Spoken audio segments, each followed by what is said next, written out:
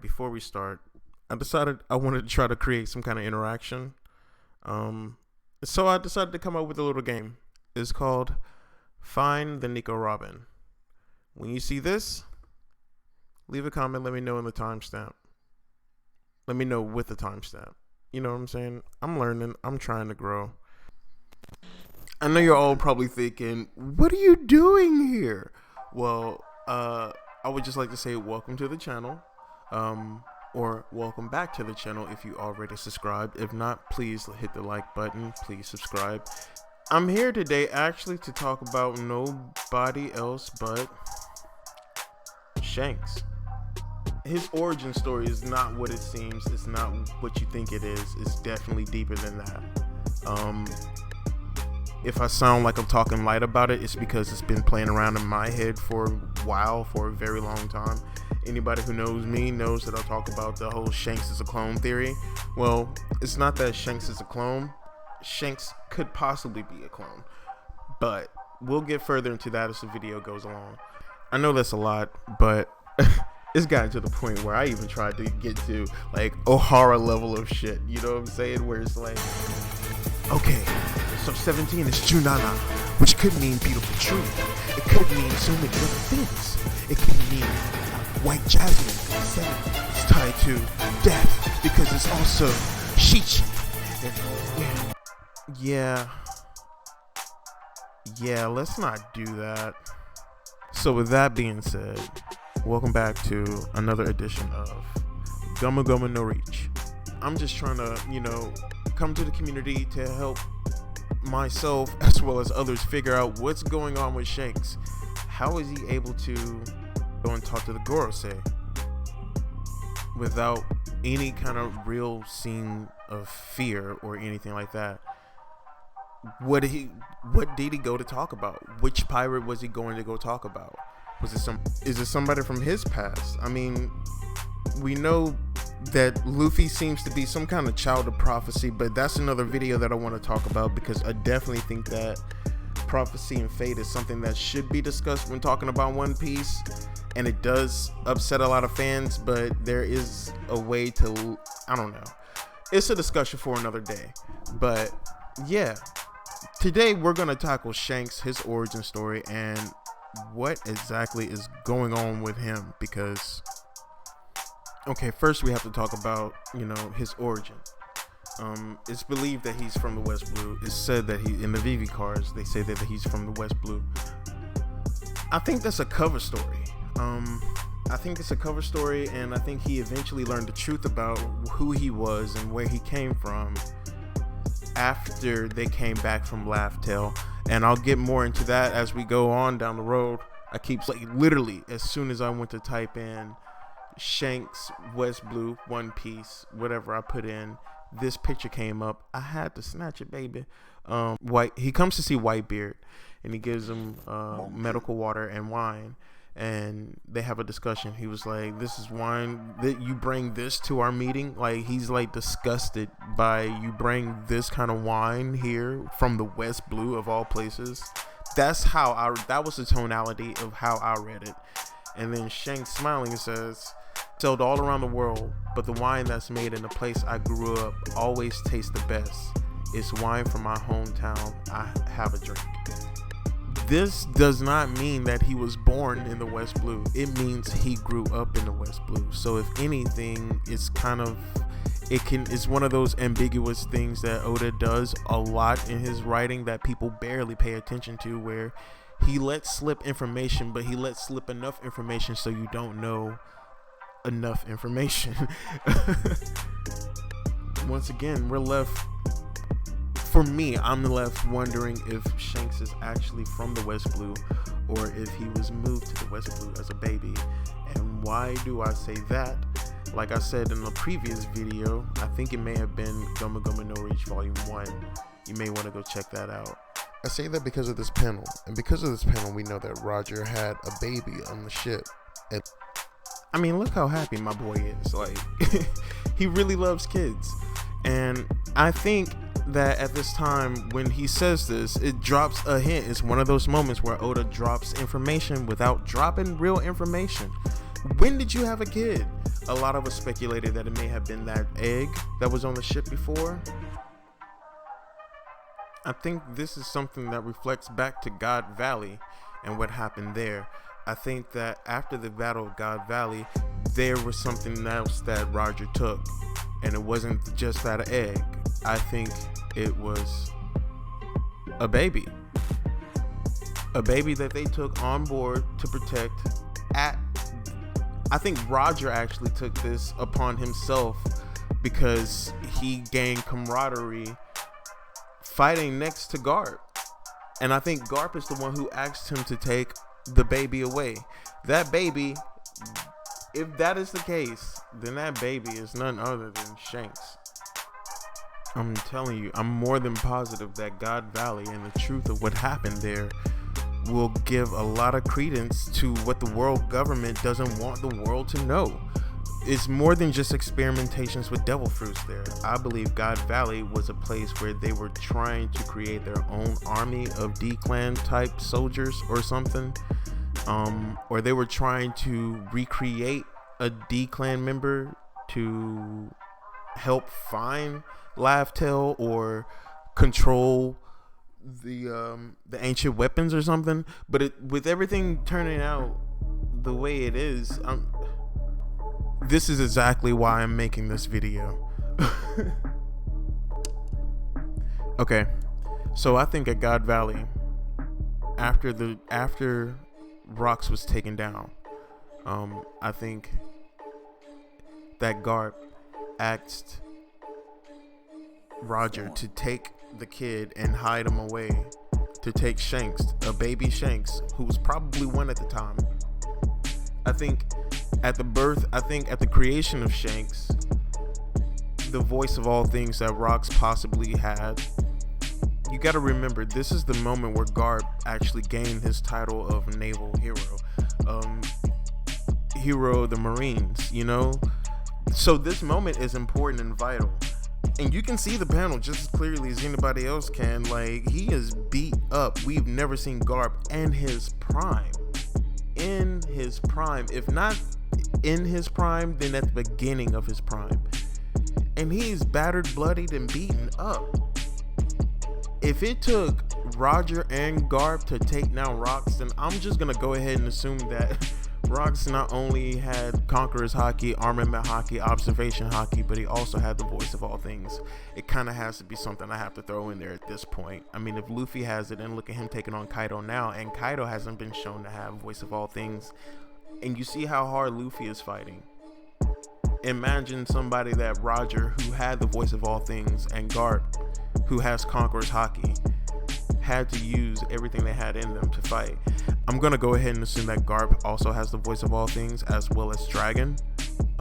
Seeing as how Momonosuke has it and Odin had it, it seems to be something tied to your lineage factor that can be passed down, unless it skips generations and just skipped Hiyori and went to Momo, or went to Momo and skipped to Hiyori.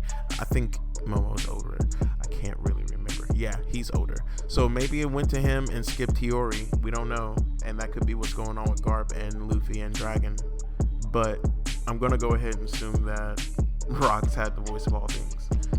With the voice of all things being applied, I'm pretty sure that if an artificial human born with Haki, Conqueror's Haki, comes into this world, then they will be able to pick it up to sense it. In my pursuit to reach God tier level like Ohara, I learned that voice of all things in Japanese kind of translates to something that is like a string that connects us all, or something like that. Yeah, with that, I'm saying it loosely because I'm not really applying it here, but that is some information that I do think needs to be shared. I'm not gonna apply it as, like, I'm not married to that, pretty much. Somehow, some way, with the voice of all things, Rox heard or connected to Shanks, and I have my reasons for thinking that, because it does include him having the will of somebody who opposed Joy Boy back in the ancient kingdom, somebody who possibly represented the moon. Somebody, put your tinfoil hat on, because in my headcanon, he hears the voice of all things. He hears with the voice of all things the birth of Shanks and his path to finding God Valley, an island that was probably already top secret, seeing as what the government was doing there, included him taking down a bunch of Marines. And in taking down a bunch of Marines, Roger got put onto it. Like, oh snap, who's this person killing all these people? Who's this crew of pirate that's causing all this destruction? And you also have Gart being sent out by the world government because of the destruction of rocks, trying to find God Valley. I'm not trying to make excuses, but I am my own editor, and hopefully this flows coherently enough for me to formulate the thought process. But I hope you see now why I say that I think that when Roger is referring to a baby being on the ship, he is referring to Shanks before they took him to the West Blue. So they take the baby to West Blue. Kid grows up, meets a guy named Shanks, and got with a sick ass click and went all out. I don't know.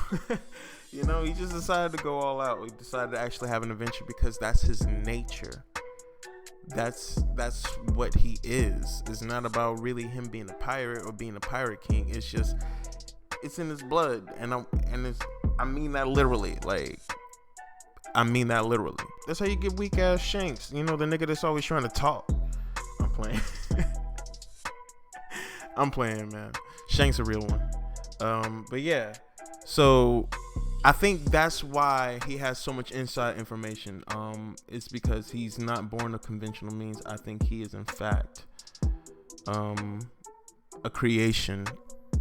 I think going to Laugh-Tale actually triggers something inside of Shanks himself. Is when Roger returned from Laugh-Tale, Red Taro came to him and asked him something, only to shed tears afterwards.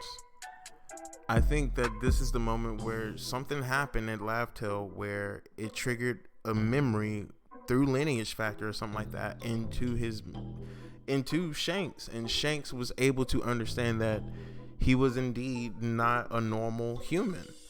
He was indeed slated to fail again because he wasn't even born at the right time. I think there's a lot to be said right there at that moment. Like, and time seems to be the signifying thing for One Piece. I think there's a clue within the Red Hat itself. I'm honestly starting to think that the time that they're waiting for is an eclipse. Seeing how the hat pointed out, it doesn't just look like a sun, but it looks like a sun with a silhouette around it and rays shooting out from it. I think that this is actually supposed to signify the joining of the sun and moon to create an opening for whatever treasure is there at One Piece. Maybe the hat itself is supposed to be used as some kind of device to help open whatever there is for One Piece, to help unlock One Piece somehow. And maybe that's why Roger and them also laugh too, because not only did they find this incredible treasure and did they learn all this history along the way, but once they got there, they couldn't even complete the quest because in the turn of events, he got sick, and then, you know, Shanks stayed with him, and in staying with him, the Straw Hat was left behind, so they couldn't even unlock whatever treasure there was there to actually see.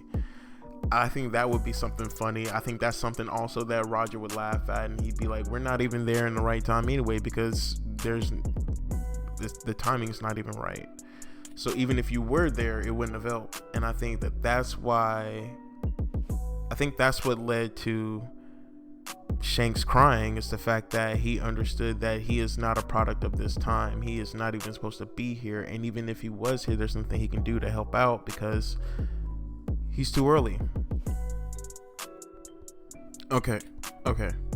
So I'm not, before we get too far, I just want you guys to know, I'm not married to the idea of Shanks being a clone of Joy Boy. I just think it's the most entertaining thought. Before I get to where I think they could have gotten the blood for Joy Boy or anything like that, I do want to say that he could also well be the clone or something done to his lineage factor as a baby. something could have been done to his genetics with the DNA of the Gorosei, or they could have tried to do something similar to whatever connects giants to the D clan. You know, there's something to be said about that too. Like, what's the connection between Luffy's race and giants? But yet there are giants that are D's. We have Saul. In the same way that I've heard that King may have been somebody who was, they found the blood of Lunarians and somehow used that to use in the making of Sanji's body and stuff like that or whatever. If that can be a plausible theory, with their blood being spilled on the red line and people taking that for literal things and saying that that was the same blood used in making the genetic coding for the lineage factor that Sanji was mutated with, then I submit this. I submit to my case that the blood left on the swords around the empty throne could very well have the blood of Joy Boy or any other D clan member, meaning that if they can scrape meaning that on some form or level, Oda must be a fan of Jurassic Park, because this Negro is literally going to be using some fossilized amber and DNA to literally make dragon fruits and dinosaur devil fruits and all kinds of stuff, man. I love this manga so much. Like, it is so wacky and out there. I mean, even his sword kind of looks like one of the swords around the thrones. I'm not saying that he went and stole them. All I'm saying is that if you look at it, there's 13 blades there. 5 more blades could have went to the Gorosei. One of those blades could be for M, and one of those blades could be Griffin. I'm just playing. It's called Gomu no Reach for a reason. It's where I get to just have fun. So relax. But anyway, truth be told, if we doing Gomu no Reach for real, I think M knows about Shanks, because M is the one who actually put the order in to create Shanks to begin with. Yeah, I think M is discussing in the fact that Shanks isn't Joy Boy. Shanks tried to create Joy Boy to bring them back for whatever reason, but I think there's going to be a plot twist about M. I think there's a plot twist about Shanks. I think there's a plot twist about this whole thing. Oda loves flipping the story upside down. He loves inverting everything.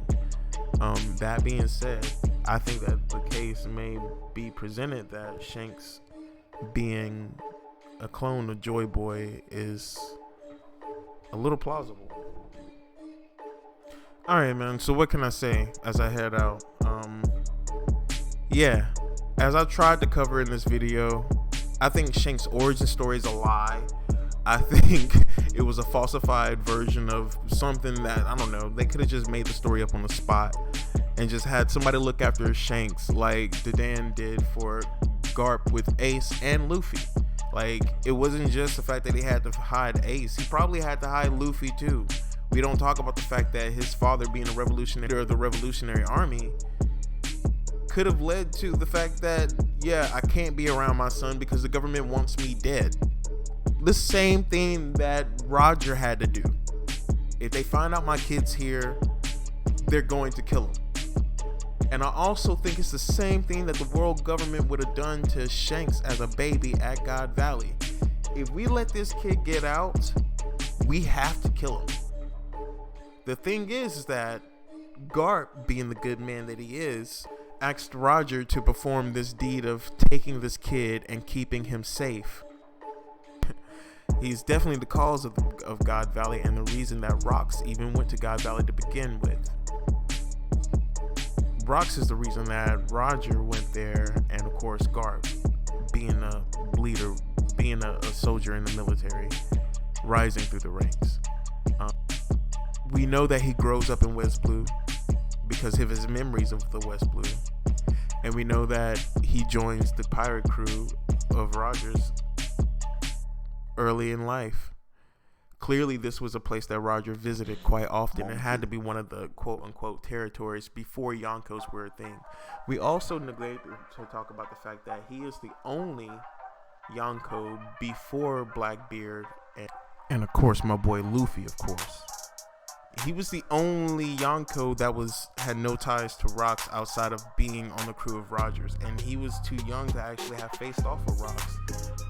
Unless, of course, he met Rocks at least one time. I don't mean they fought. I don't think Rocks tried to fight a baby. I do think that Rocks tried to kill the baby, but I don't think Rocks tried to fight that baby. Yeah. Alright guys, that's pretty much it. It's been another episode of Gomu No Reach. And let me know your thoughts. Let's have a discussion. Hit me up on Twitter. Let me know what you think. Care yourselves, be safe, and love you guys, man. Nerves up.